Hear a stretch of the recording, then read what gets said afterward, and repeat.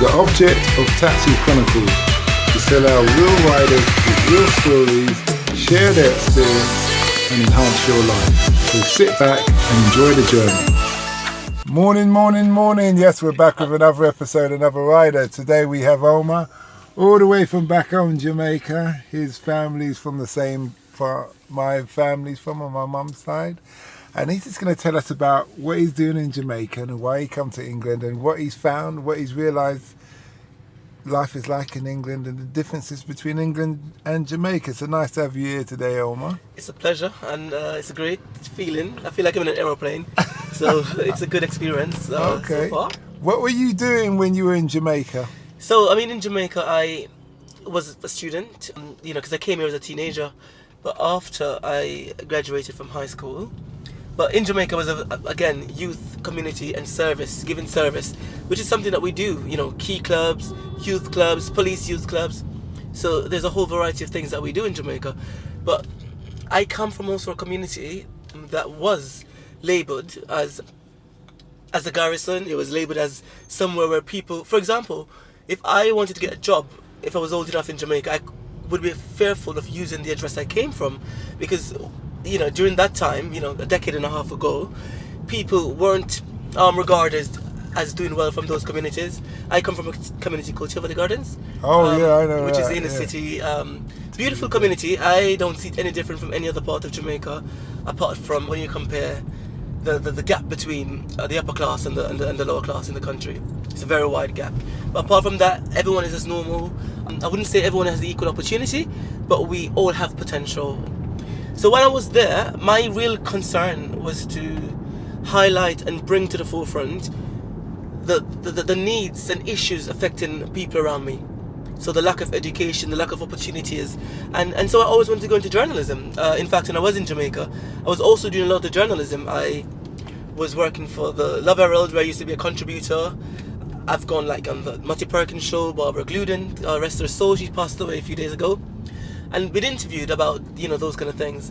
And originally I came to England after I won a scholarship back in 2002 to attend the World Youth Forum, which I came to and I presented on a poem I'd written about suicide. It was a poem, something like, suicide, why are you riding people's mind? Don't you know you're a silent killer? Even allow people to die while sleeping on their pillow. So there was something around that because I'd covered it because it was issues affecting young people.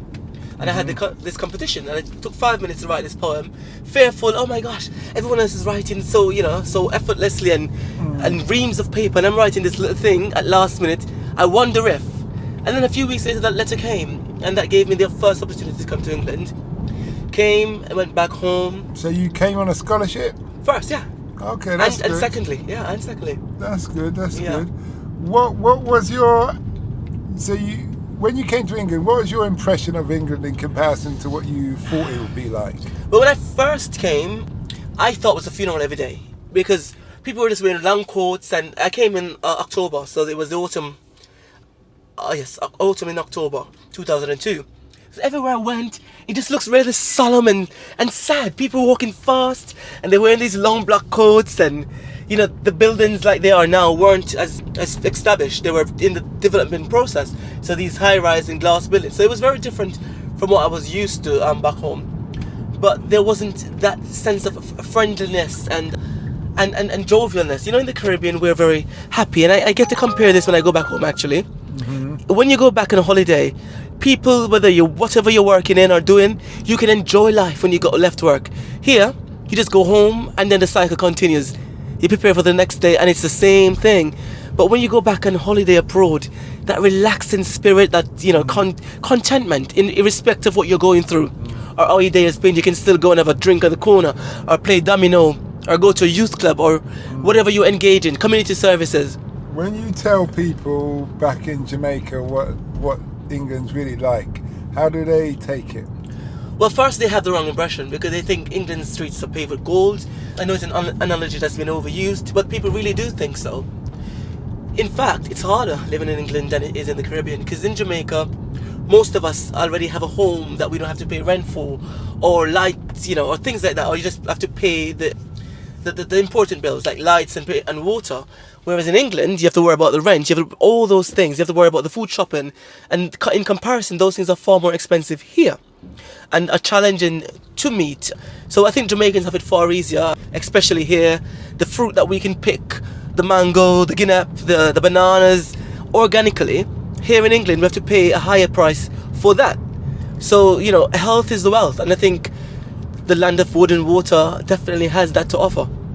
That wealth, and it's about opportunity. And if Jamaica gets the opportunity, whether, well, the World Finance Body or whoever helps to advance the developing countries to become more developed, then I think Jamaica would be really ahead and lead in many ways. We are already leading. Reggae is culturally our identity. Sports, track and field especially, is our identity. So there's so much that Jamaica has to offer to the world, but Jamaica lacks opportunity. And the opportunity has to come from the bigger leaders. What does, throughout your journey here, what would be your words of advice to somebody who's coming from Jamaica to England? Be humble. Don't take anything or opportunity for granted. Try and find a focus. You know, life is not going to be easy. I was also working with the Jamaican diaspora here, and I know many Jamaicans struggle when it comes on to immigration and all those sort of things. And I would say be humble, find the right channels, do the right thing, and have a goal in mind. That goal doesn't have to be big. Get yourselves educated, because that's where a lot of people have failed. You know, and getting stagnant in certain things. Maybe it could be a cleaning job, it could be an office attendant, it could be those minimal jobs that we come and we felt, oh, it's an opportunity and we're making money from it.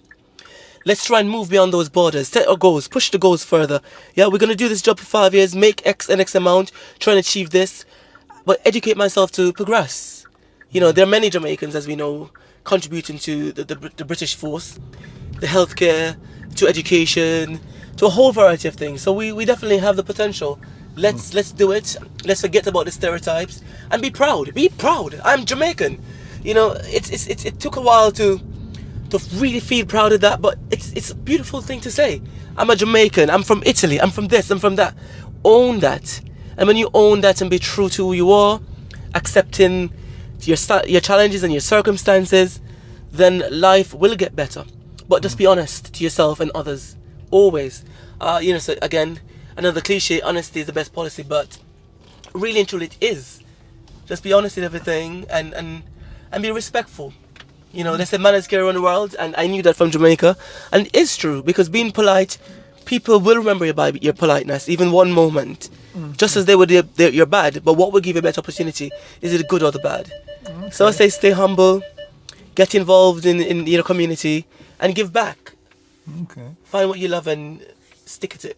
Well, thanks a lot for that. We've come to the end of the journey. We wish you well in your future endeavours in life. Definitely. And to the audience out there, don't forget to listen to our sister podcast, Africa Investor Stories, where we interview people from around the world who've invested in Africa, and you get to hear what it's really like to invest your money, your time and energy in the continent with 33% of the world's known natural resources. Have a nice day. We hope that episode enhanced your life.